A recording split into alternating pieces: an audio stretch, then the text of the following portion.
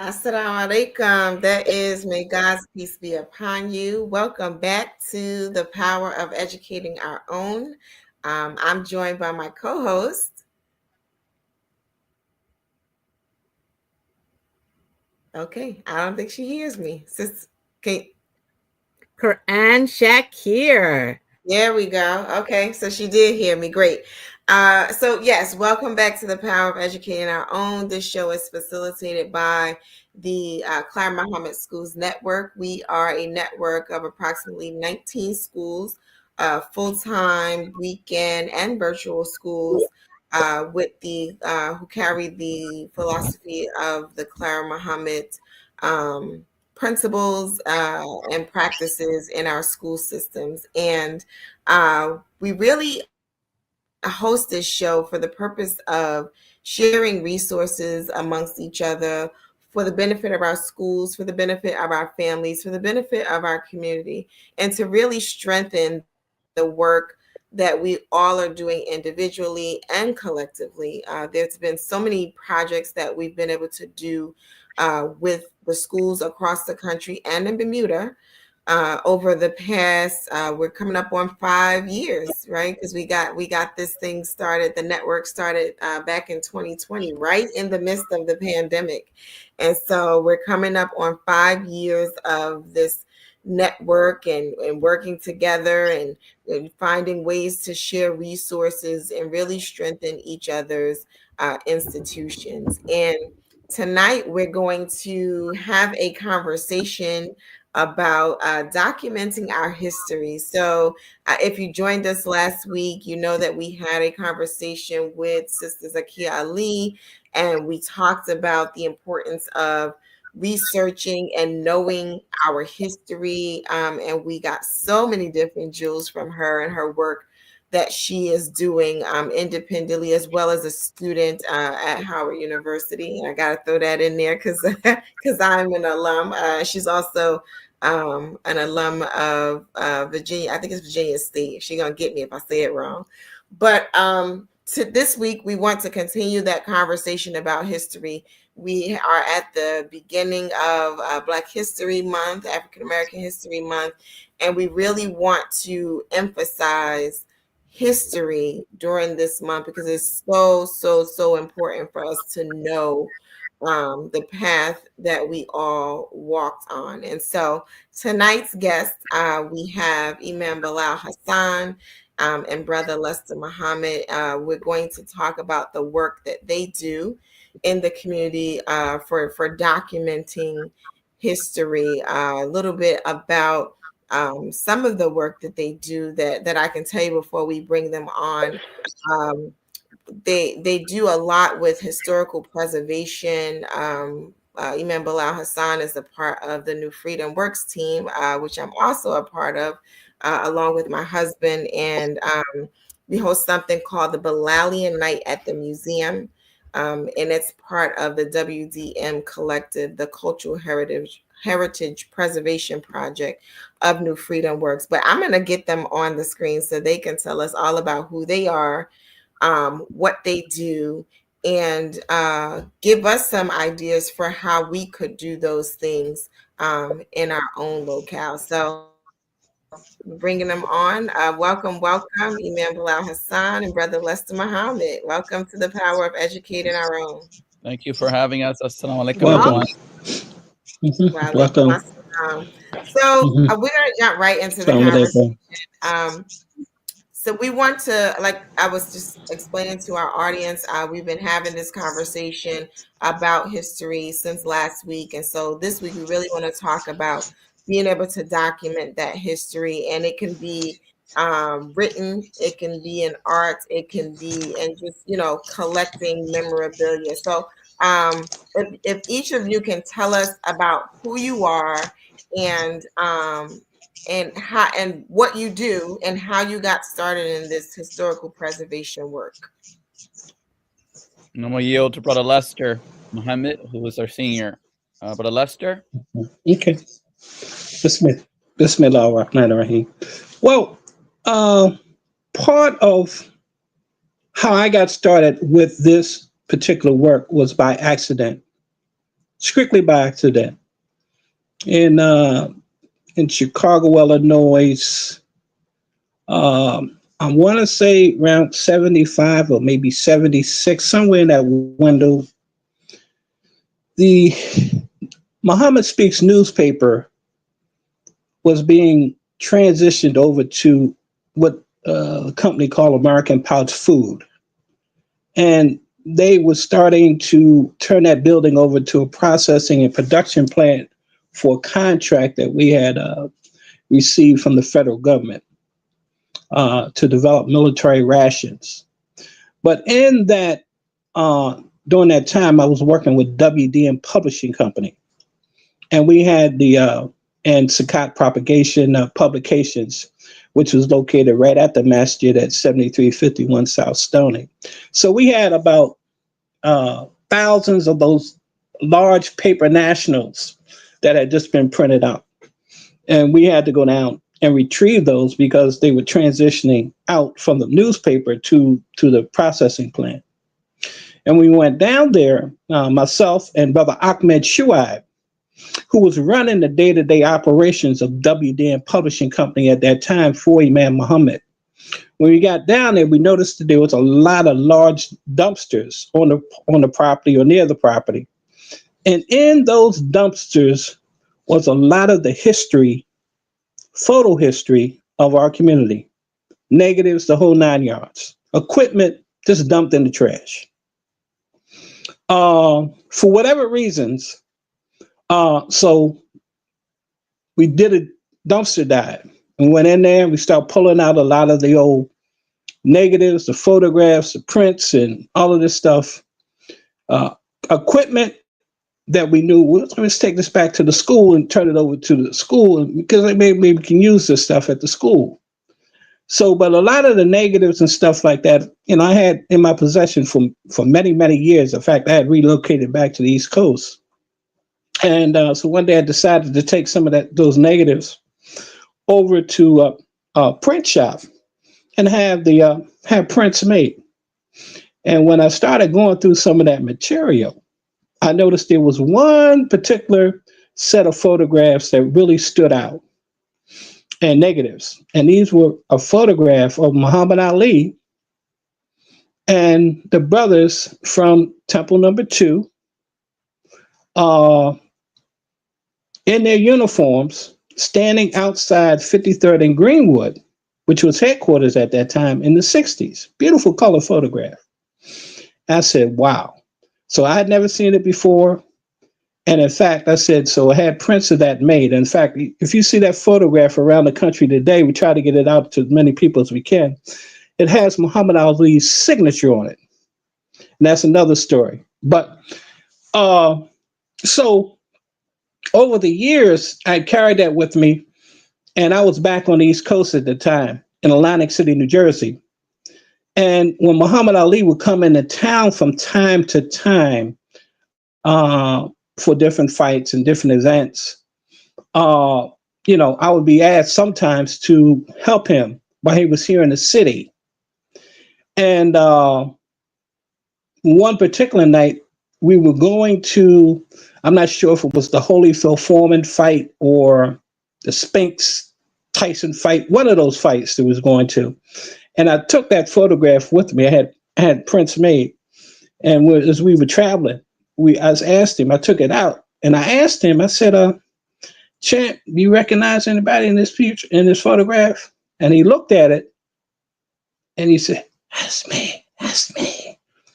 I said, did you ever see this before? He said, no, I never saw it before. So that started the journey of me just trying to, at that point, preserve a lot of the history because I had never saw the photograph before.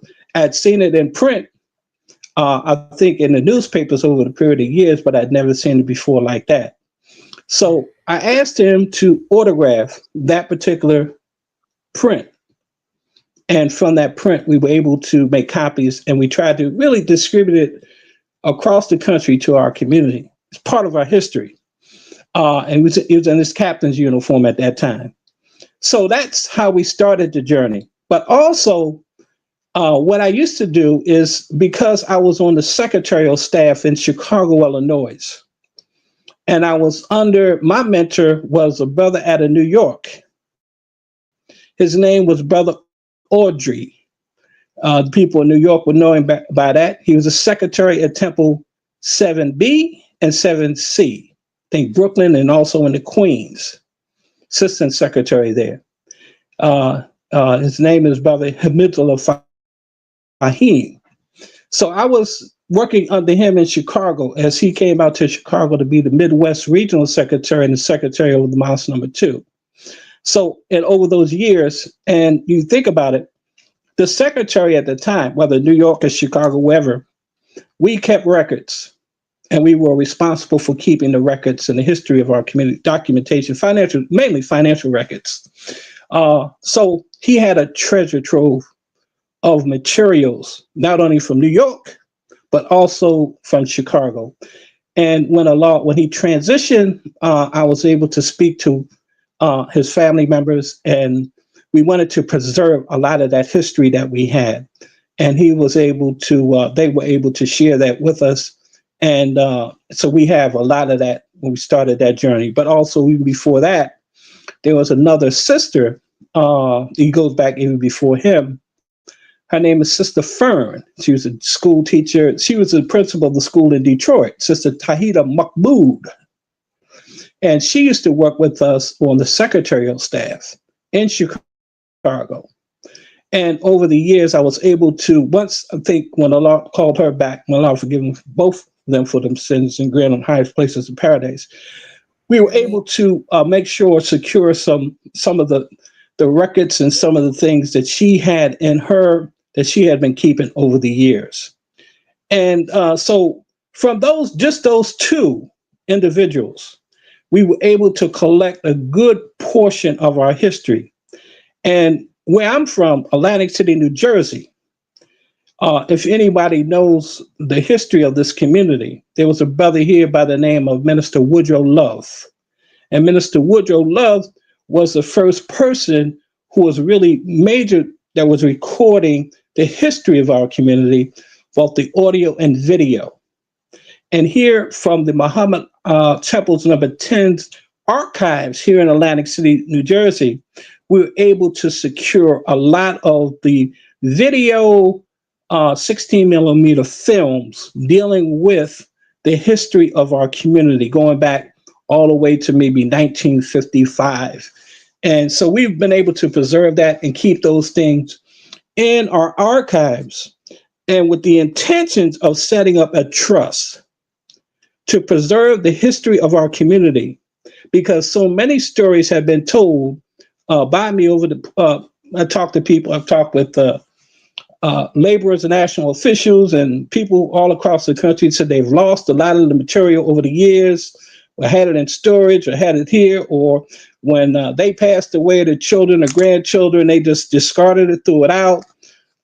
So I try to tell people to try to preserve it, but really it's only a few of us that are really out here that really try to do that. And that is no brother in Philadelphia, Raheem, and then also in DC, but then a lot of the libraries, a lot of the schools, and a lot of the centers also have in their centers a area for the history of our community, which has been very good. I saw something recently. I can't remember what city it was, but I saw some things that I had been looking for years. I see that they have it in their archives. So that's just how, we got started with that. But it's not something that I really was looking at. It was just out of necessity. And then once I started collecting these things, and once we started doing this work, there was other people that shared that information with us. I can remember a brother out of Lansing, when we did an exhibit I think it was in Chicago. And he said, look, man, I said, I know I have some of these old magazines that are upstairs in the attic somewhere. So the next time, I think when we were in Newark, New Jersey, in fact, we was in Newark when he brought those to me in Newark, New Jersey, because we had just done an exhibit in Chicago with Dr. In Chicago. And so he brought those magazines, and those going back to the 50s, the World Muslim News, I think it was the World Muslim News, little magazines that were very well preserved. And in fact, there's another backstory with that and how they were even published. And that's also part of the history piece that we need to talk about at some point. But that's another major story. In fact, one of the college university professors, I think out in California, did a whole study or on those particular documents, and the author of those publications, a brother who was embedded in our community during that period of time, and the funding for those particular publications. That's a whole nother story altogether. But over the years, we've been trying to preserve it, and we're doing some things now, going into 95 years of the history of this community and really approaching 100 years. We still haven't told our story. And one of the things that really struck me is when I was listening over the years to the younger people. In fact, we did something up in Indiana one year. And what happened at that time was we set up the portable exhibit up there in Indiana. I think it was Indianapolis. And one of the young men that was there, his family is very prominent in our community. I'm going to mention his name. If I was to mention his name, we would know him. We would know who he is, who his father was, who his grandfather was. But when we put that exhibit up in Indianapolis, he looked at those photographs in the history of our community, and he said to me, he said, I don't, it's like he didn't know that these things happen. I said, are you serious? And you are the grandson of this brother? But he didn't know. Also, just from talking to people, even in Atlanta, Georgia, in our school system, the Clara Muhammad school systems, a lot of the students that came out of the school systems after 75 and beyond, they weren't taught the history of our community. They don't know it. And a lot of us still don't know it. And that's a misstep for us. So we need to find a way in which we can document all this stuff and start putting this stuff together. So that's why I've been working with New Freedom Works to try to hopefully to reach out to the younger people. And we're doing a lot of things here in Atlantic City, New Jersey. The significance, and in fact, even a few years ago, maybe less than 10 years ago, I did not even know. And still today, most of the people in our community don't know that El Haji Malik Shabazz got his training to be a minister in the Nation of Islam right here in Atlantic City under the leadership of Minister Woodrow Love. I didn't believe it when I heard it, but it was from Minister Woodrow Love's mouth, and I knew the character of that man, that I knew that this was correct. And what happens is that we don't know that history. And then when he goes on to explain that in 1953, that's when he met Malcolm at the Savior's Day Convention in Chicago. And we have this recorded, this video, Dr. Ridgely Goddard, historian, and Sister Gawanda Abdullah, Brother Donnie Corbett, who was helping him during that time, recorded this history, videoed it. So we have it. And he goes on to talk about how even in I think he sent Minister Malcolm to Philadelphia, Pennsylvania to open up Temple number 12. Said he gave him that assignment. It wasn't until the minister, I believe in New York, had passed away that Minister Malcolm got his first assignment to go to New York from the Honorable Elijah Muhammad. Just think about that history. Right. That's we amazing. Still today don't even know that history. I'm gonna stop there because I can go on, but I'm gonna stop there. Yeah, and then we have a picture on the screen for those of you who are viewing. We have Minister Woodrow of Atlantic City, Minister Louis Farrakhan, Imam Warfudin Muhammad, and Minister James Shabazz, and these were the imams on the East Coast, right? And so that's some part of our history. And so, as you can tell, Brother Lester has a wealth of knowledge as it relates to documenting history. I've seen a lot of the collection. There's tons of photographs. There's papers. There's all sorts of documents and books and everything, and it's just amazing, a lot of the things that he's been able to collect. And so I want to jump into how we get from this work that Brother Lester kind of just fell into to New Freedom Works, and how New Freedom Works comes into this equation. So, Imam Bilal, please feel free to tell us who you are, all about the project, and how it all got connected with Brother Lester. Alhamdulillah. My name is Imam Bilal Hassan, co-executive director of New Freedom Works Incorporated, and also the project lead for the Balai Night at the museum, which New Freedom Works is the inheritor, I would say, the inheritor of Brother Lester Muhammad's work, or of his archival work, which is, to me, very important when you talk about transition and you're talking about education, you talk about sustainability and preserving people's history. It was an honor and a privilege to have Brother Lester reach out to us through Imam Mujahideen Muhammad to basically give us the collection. Not just give us, but say, here, you guys be the custodians of the collection and help to manage it for the duration of the project. So we spent hours with Brother Lester. We went down to his house and we saw his collection. And what he's saying is absolutely 100% true. Like, the archives is very rich. The photos are original, most of them. The receipts, most of them are original as well. And we have that documentation. It was an honor to be able to take the exhibit on tour.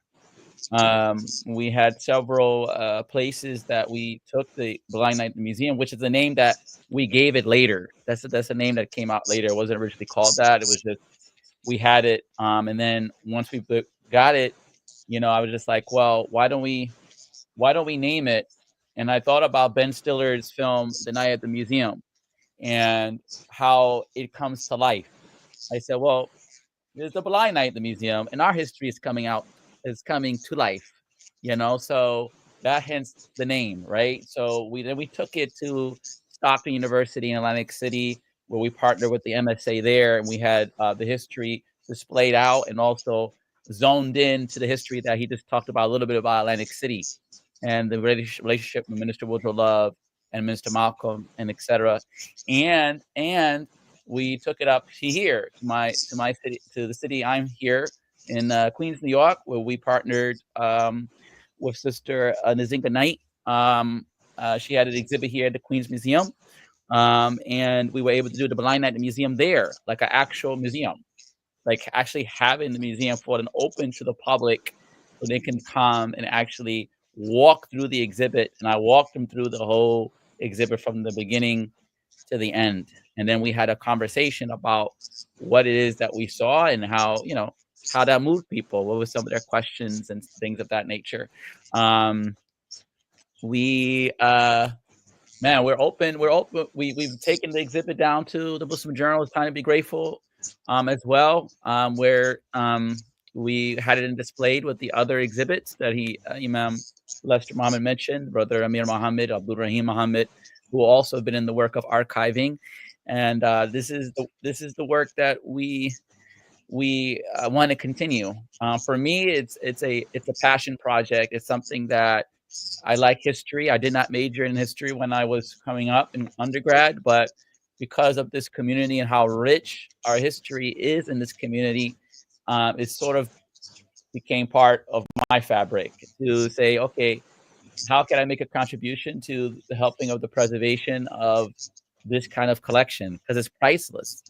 Like, you can't put a price on these items that we have in our custodian care. And we're hoping to do more. We're hoping to do more exhibits where we come to different cities and different towns and actually continue the work. And because of that, we also did the 300 Men, the Mohammed Speaks paper sellers, which kind of ties into the historical preservation work. Going to each city and identifying where are these brothers, deceased or alive, and their families, because we want to make sure that they also get tributed and honored as well as part of that history as well. So I am honored, and we are honored to be part of this history and be custodians of this project. Yes, thank you so much for that. Yeah, I've seen, like I said, I've seen a lot of these archive documents or pictures or what have you. It's definitely vast and it's impressive. And so I wanted you all, and then I'm going to yield to Sister Quran, but I wanted you all to talk to us about why it's important for us to preserve these items in this way, particularly like when we think about our young people growing up. Like the idea behind the Clara Muhammad Schools Network is that we share resources amongst each other to help to strengthen our programming, and our programming is around educating children, right? And so why do you believe it's important for us to preserve this history, particularly, I guess, for them and who's coming behind us? Go ahead, Lester. Brother Lester. Mm, well, here's the thing. It's important that we understand the history of the community and we teach that history. In fact, if you give me 1 second, I think I see it here. Yeah, he's gonna go. He's going into the archives. This publication right here, Muhammad's Children. This is the first grade reader. This book right here, I've spoken with students who graduated or who attended either the University of Islam and the Clara Muhammad School. And when they got a chance to look at this book, and they said, this is a first grade reader by, I think, the sister, Dr. Christine Johnson, who was the principal of the school in Chicago. When you look at this first grade reader and you go through this is not a first grade reader. This book taught the children at that time, as we were building a community, about the history of our community. We haven't done that since then, or we're still trying to catch up to that. When I asked them, I said, is this something that a first grader would be studying and reading and doing? They said no. But this is what we were doing during that period of time. It had our businesses, it had our trade and commerce, it had our community growth and development. And I said, wow. And I've been trying to find this book for years, and I found one.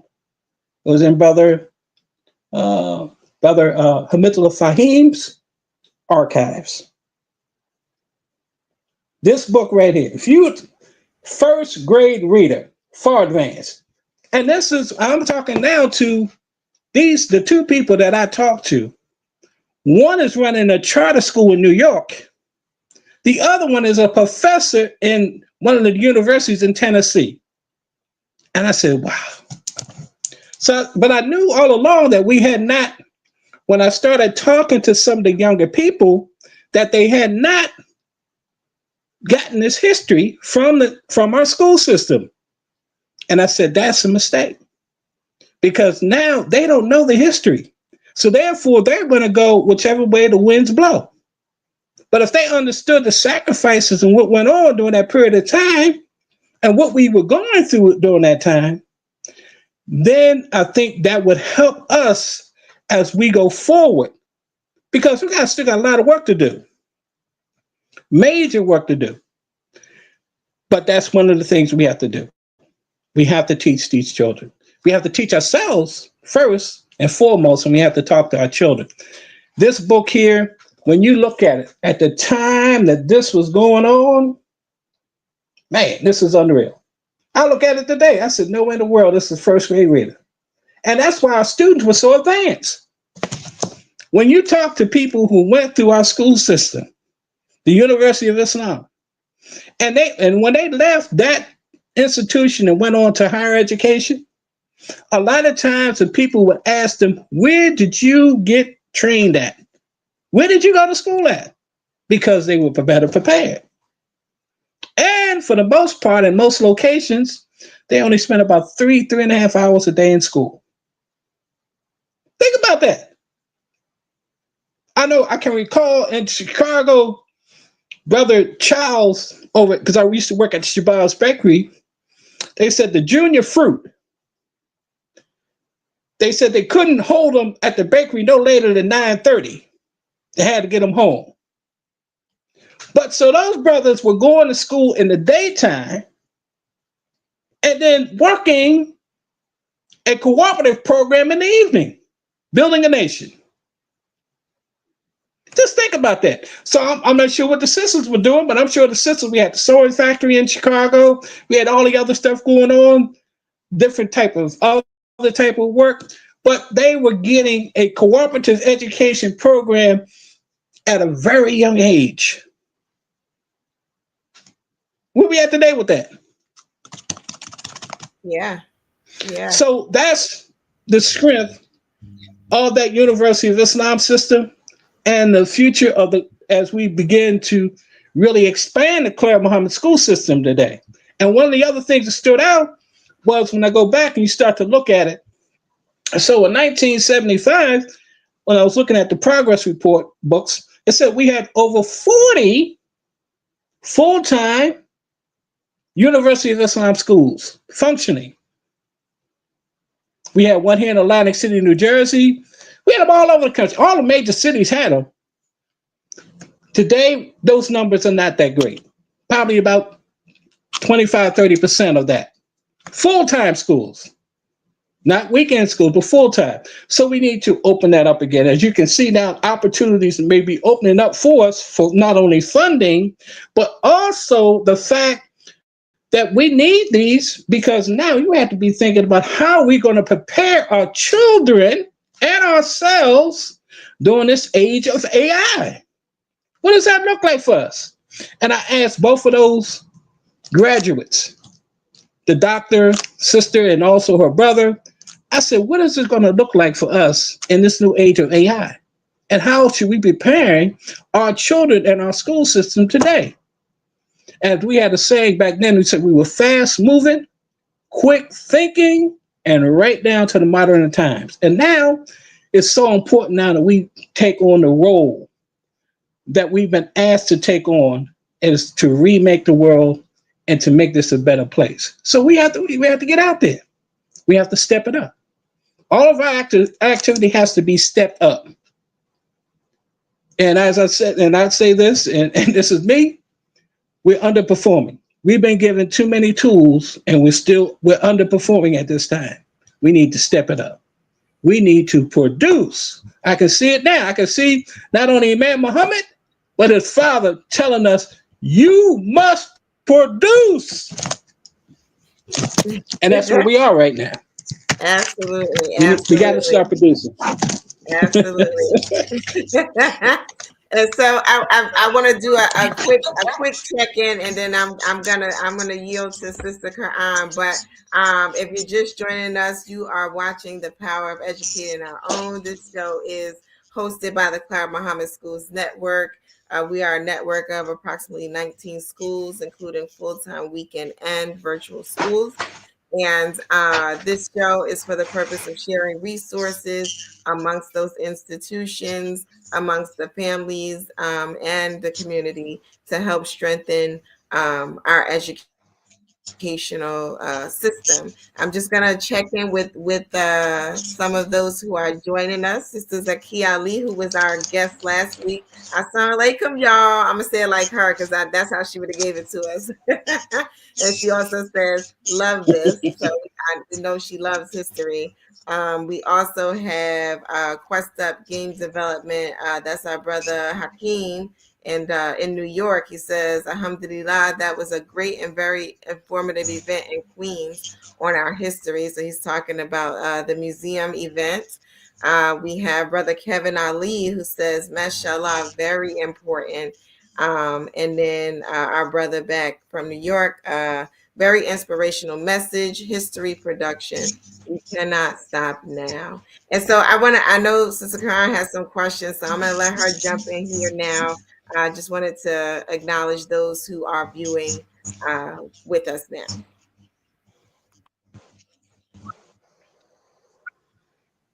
now. Alhamdulillah, and I hope that you can hear me very well. Brother Lester, the things you was brings back so many memories because I was that student that you're talking about at the University of Islam, experiencing that very same book that you have there. That was one of the books that I studied from. So alhamdulillah, this is wonderful. And now we look at who we are. We're 2, 3, 4. The parents and grandparents are moving on. How do we help our children then understand the jewels and not junk that their parents have left behind, and help them to know how to preserve it, where to send it so that it can be preserved? They don't want to keep it in their possession, great jewels that are.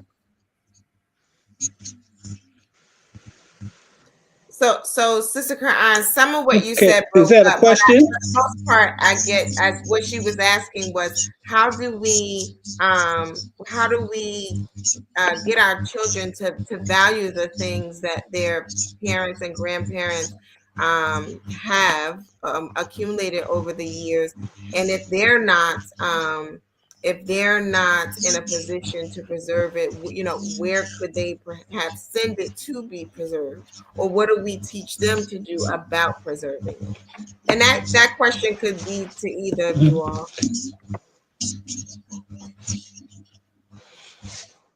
Well, one of the things that I had suggested, I think. Go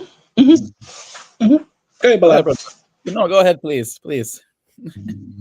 Well, okay. One of the things that I think this question came up when I was in Newark, New Jersey, briefly.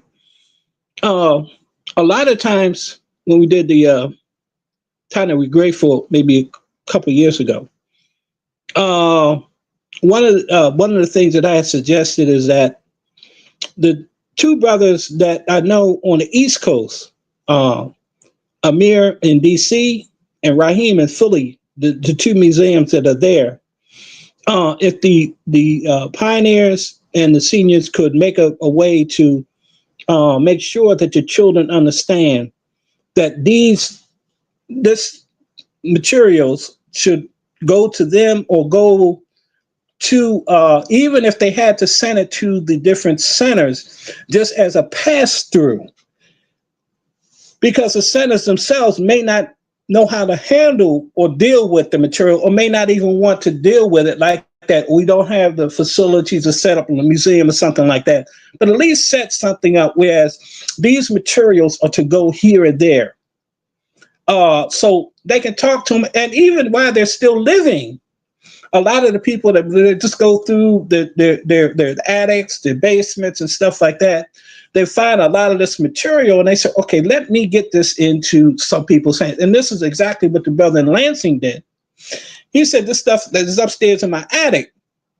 And once we started opening up and doing more of this programming, he said, let me get this material to you, because he was thinking, what happens after I transition? What are my children, the grandchildren, the people coming after me going to do with this material? And so that's one of the things that I would suggest. But you have the two museums here on the East Coast, in Philly, and then also in DC. I'm sure that they have a depositories or other museums on the West Coast. I've seen in different cities that the masjids are in or the centers are in. They maybe can start preparing to donate or preparing to make sure that the children understand, or the grandchildren, the caretakers, these materials or these papers or these documents are to go to them. So that's something that we can do and safeguarding the stuff. But what we're doing now, more so than anything else, is that we are bringing about the awareness, and we're having programming around our history. So hopefully by awakening the people, wait a minute, and they can see our history and they can see more of it around the country, then they'll understand the value of it and will say, okay, now I know what I got. Now I know what's here. Now I know what's in the archives. They won't throw it away. They said, listen, we need to hold on to this. There has some value to this as far as preserving our history. So that's what I would suggest. Bilal, did you want to share something as well? Yes, the efforts are. I think what Brother Lester said is spot on, but also I would add, we as exhibitors, trying to gather all the exhibitors. We talked about forming, probably establishing, an exhibit like some sort of body where we all work together in our specific regions to try to collect people's archives. There's also an idea of establishing a trust, some sort of trust that brothers and sisters can pour into a trust, their archives. And that way, we could better organize them. But I do think that the promotion of the existing institutions that we have in terms of the museums and those who are already doing the work is crucial work, especially around now with the African American History Month and moving forward, with as the generations get older, and believers tend to pass away. The people know where they could bring their materials. Oh, you could bring it here, you could bring it there. And about training, so there's courses we're working on, taking some courses on how to properly preserve materials, because there's a lesson, there's a science to preservation work too. So not just collecting, but when you get like rare photos or rare film, like there's a process of how to get the reel off of the old school reel that they had, and properly preserve it. So there's ways, and off the person who has a good system in preservation, we have to give credit to Brother Mubashir Ukta. What he has done with IWM Study Library is a similar method. People know about the IWM Study Library. People have given their materials over to him to preserve and to rip the files off those cassette tapes into MP3 files. So it's the same method when it comes to raw. I think comes to raw images and things of that nature. So having an organized front of all the exhibitors and archivists would be good, so people know that we exist and they can send their materials to one of us. Excellent. Sister Karan, did you have another question? I know there's a little delay and there was some lag in your audio, but I did want to give you a chance to ask another question if you had one.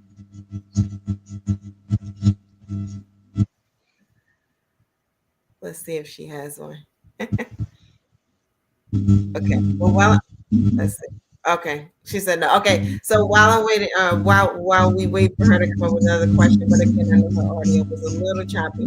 So I have a question about our like this preservation work as a resource for our schools, right? For maybe for a history teacher, or maybe not just for the history teacher, but maybe the administrators at the institution are interested in having this history be told at the schools. I know one of the things that Brother Lester mentioned was the fact that our students are products of this history, but perhaps are not getting this direct lesson in the history. And so how could the schools connect with you all, just connect in general to learn or to have an opportunity to get this unique curriculum or teaching in the school system? Like what would they have to do?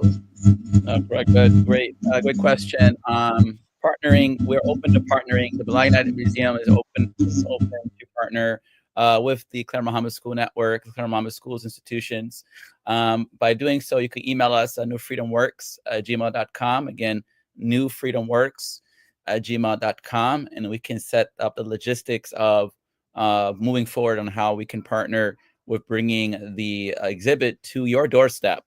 We want to do that. We want to bring it to the weekend schools, or the strong end schools, excuse me, the actual institutions, the brick and mortars. And we also want to partner with your colleges and universities, your HBCUs as well. We heard you mention Stockton University, that's in Atlantic City. We want to do more. Newfreedomworks@gmail.com is where you can email us to talk logistics. And also, one last thing tied to that project is that we are also, New Freedom Works is set to come out with our own documentary on the history of Muslims in the city of Newark, New Jersey, which is another, like an actual documentary, a short documentary, which is another way to preserve your history, is by another visual presentation of a documenting it in a form of a video. So we have sat down with some of our elders, seasoned members of our community, and gotten their stories about their coming up in the city of Newark and their interactions with Muslims before they joined the nation, and the Mohammed Speaks newspaper, the University of Islam, all of those things we want to document. So that will be coming out sometime, inshallah, hopefully later in the spring. But yes, newfreedomworks@gmail.com for partnership opportunities. Wonderful. And Brother Lester, did you have anything to share in regards to how, like, if there was a local school in the network that was interested in learning more, having the students to know more about the history, is there a way to, get you to come out and do an exhibit of some sort? One of the things that I think is necessary now, which what I think will be very helpful. I'm in the process of, like I said, trying to establish the trust to set up so that these documents and all of these records and this film and stuff can be processed, is to begin to reach out to the young people, which are high school students, teenagers, and have them start helping in cataloging and documenting the history of our community. The young people can start doing that now. And if we could find a group of students that are in our network who have an interest in doing some of this, because the work I can show you, I have so much material here that I'm just overwhelmed. We need people to be able to sit down and to go through it and to deal with just cataloging it. That's a major project that I'm working on now, cataloging just the material that we have. The other part is, because of the technology and the way that we're going now, the 16 millimeter film and the 8 millimeter films that we have, we need to be training not only ourselves, but also this could be a working project for students that are in the Clara Mohammed School Network right now, putting this together, a major project dealing with the study in our history, cataloging it, processing it. Those are the things that I'd like to see, and this will help us expose and get the community totally engaged in preserving and protecting our history. One of the other things I would say is that we just did a program yesterday over at the Soldiers Home here in Atlantic City, which celebrated this 100 years. So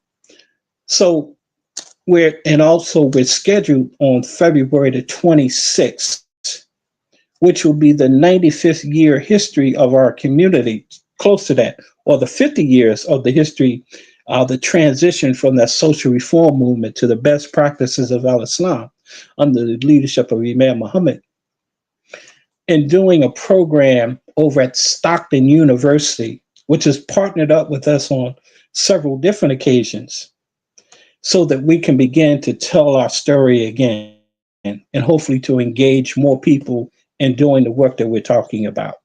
So those are the things that we're doing. Those are the things that but like I said, the key for me right now, if we can get the younger people engaged in helping in cataloging, processing what we do have, and I'm sure all of the museums would love to have that, to get the younger people that are in, and this also could be part of their schoolwork. It's part of what they do in terms of learning and building this out.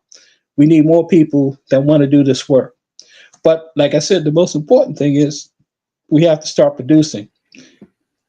We did a whole lot in the first 95 years of our growth and development, but we need to do more. And the doing the more is through action. And that's what we need to be. We need to be stepping up in that area. That's the area. We need action. We need more action. We need more production. We need to produce more.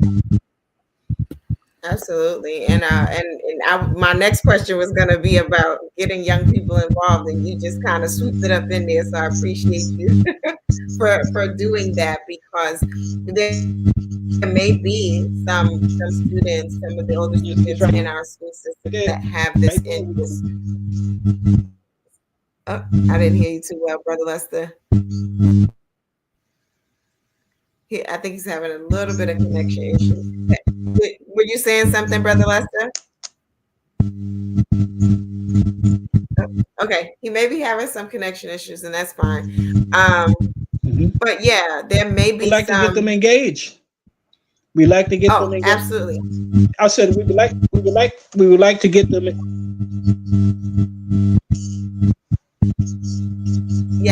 Yes, absolutely. We want to get them engaged, and I was just about to share that there are probably some students in our school system for whom this sounds really interesting too, and so we want for them to be able to connect with those who are currently in the work, so that there is this seamless transition from one group of people to another, so that there's sustainability in preserving the history. That's what you all are presented today in terms of the work that started with Brother Lester and his peers, and now is transitioning into some work that now New Freedom Works is taking on. And so the idea is that we also then want that to go into the future with our younger people, who will then take on the work going into the future. And so for our schools, our administrators, our history teachers, any of our teachers for whom you see your students have this sort of interest, or you may even just recognize a skill set in them that they would do really well in this area. We have two really good resources on the screen, Brother Lester Mohammed and Imam Bilal Hassan, for whom you all can connect with. And that's really the essence of this show, is that we want to share with the community resources that are right among us, right? A lot of times we don't necessarily know what we have among us or who we have among us. And as well as in addition to the history being rich, the resources, the human resources that we have amongst us are rich as well. And with that, we want to share as much of that with you as possible, so that we start to connect the dots, and so that we're not as disjointed as things may appear. And as Brother Lester said, we can produce. But as we as we bring the show to a close, for those who may have joined on late, you are watching The Power of Educating Our Own. This show is hosted by the Clara Mohammed Schools Network. We are a network of approximately 19 schools, full-time, weekend and strong end, right? Because we use that term, strong end, and virtual schools. So there are some online schools in our network, and we're not only in the U.S., but we also have Bermuda as a part of our network. And so the idea behind the show is to share resources for the benefit of strengthening these institutions individually, as well as the collective work we do. The Clara Mohammed Schools Network meets monthly on the first Wednesday of each month. So if there is a school in your community that perhaps is not currently a part of the network, we would love for you to join us. If it can be a full-time school, it can be a strong end school, it can be an online school. And if your school is active in your area and they're not connected to the network, feel free to contact us at CMS Network 76@gmail.com. And Dr. Patricia Salahuddin, who is the board president of the network, will get back to you and invite you to our next meeting. But I did want to give you each an opportunity for any last words that you wanted to share as we bring this conversation to a close.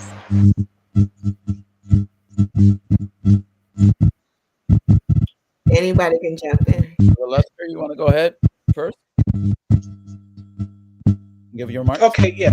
Well, one of the things, like I said, I just want to just talk about the upcoming programming that we have available through the New Freedom Works that will be hosted by Stockton University on February the 26th, which will be Wednesday, and that program I think starts about 10. I don't know if you guys are going to send it out live, but we have an opportunity to present and to talk about our history of the community at that date and at that time, or right on campus. So that's one of the next events that we're looking at. I think I covered a lot of the other areas that we needed to be talking about, but we're in a stage or in a window now where we really need to start to, we can see where the way the country is going. We can see the world, the way the global community is going. And we have to remember that our work, and when you go back to the first 45 years of our growth and development, and then the last 50 years, and especially as Imam Mohammed came into office in 1975, and I think you remember that whole year, just about that whole year, his whole theme was, we have to remake the world, remaking this world. And that's what he was talking about. And we can, it's crystal clear that we can see now in 2025 how important those statements and that traveling around this country was, letting the people know that we needed to do something and we needed to produce more.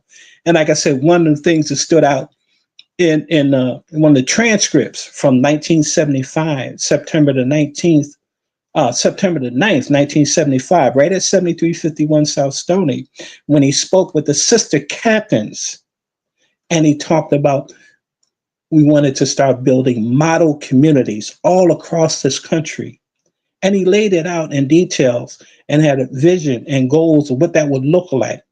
So we need to move it from not just the talking and the theory into actually producing and doing those things, because we need it now.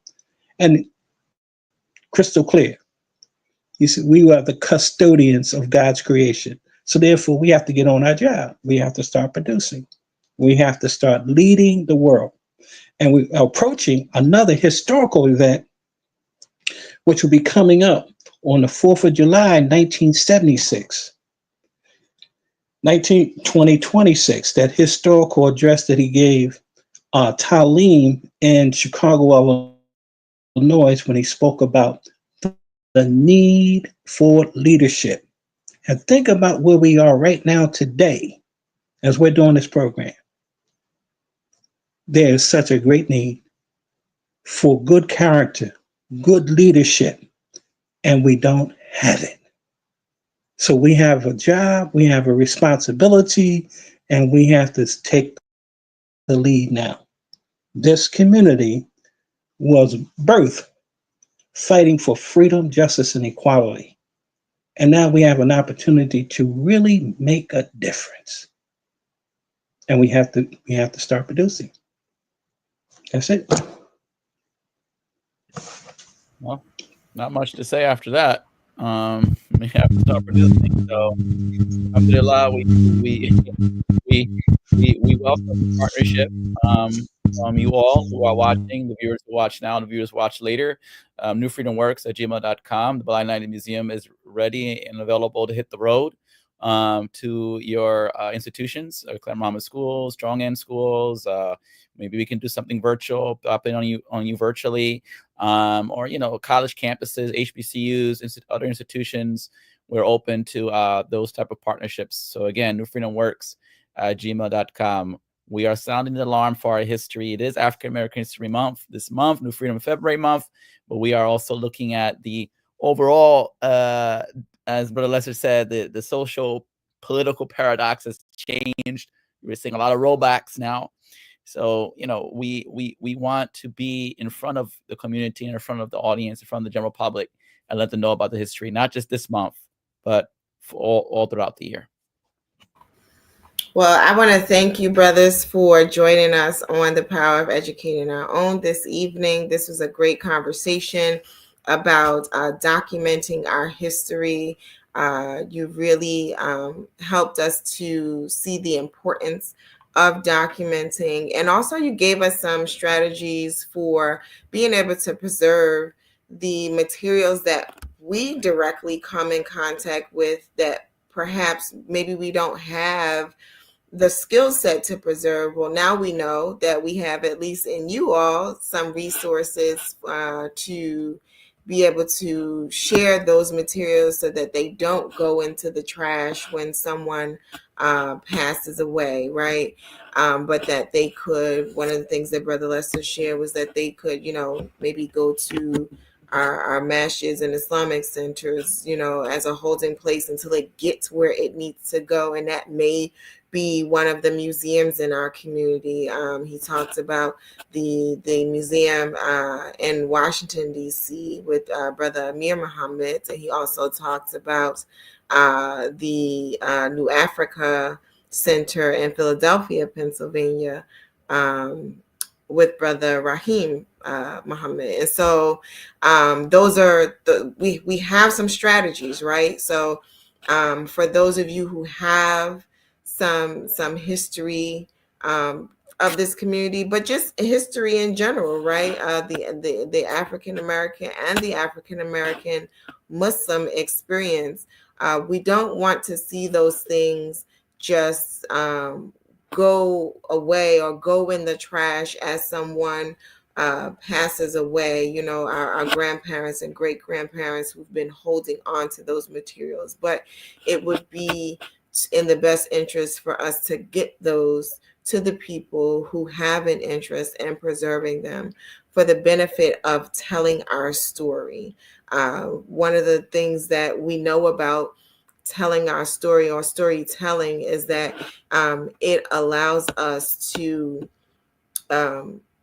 it allows people to know that we were here. And I don't remember the direct quote, but I hear people often say, like, if we don't tell the story, then people will never know that we were here. And for all of the great work that is connected to each and every one of us, we want to make sure that the story is told. And particular for our education institutions, we want to also make sure that if no one else knows that history, that our children learn it and that they gain an appreciation for the sacrifices that were made for them to become who they are today and to have access to the things that they have access to today. So again, I thank you, brothers, for being on with us this evening. This was a wonderful show about documenting our history history, and we know that can be in written form,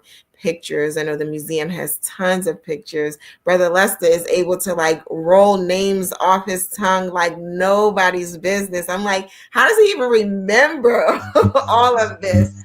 But he can roll it off like nobody's business, and I think that that's so amazing. But it's also a treasure for us who come in contact with him and others like him who are preserving and documenting this work. I'm going to bring up a quote from our dear brother.